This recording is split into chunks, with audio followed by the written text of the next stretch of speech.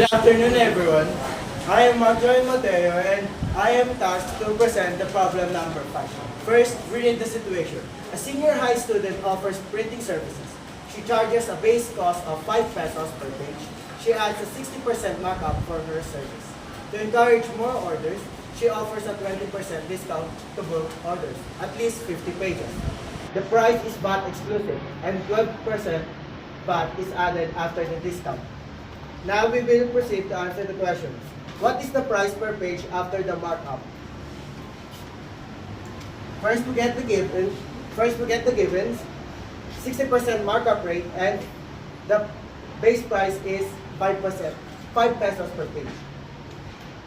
I use the shortcut, cost price times 1 point markup rate, which is 5 times 1.6, which equals to 8 pesos. So the answer to first question is the price per page is 8 pesos. For the second question,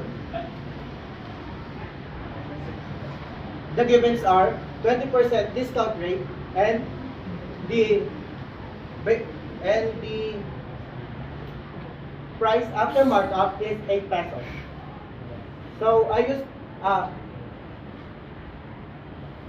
I multiplied the base price by, first, I subtracted the discount rate to 100% and then I multiplied it to 8. So 8 times 0.80 equals to 6.4 per page. So the discounted price is equal to 6.4 per page. Now the third question.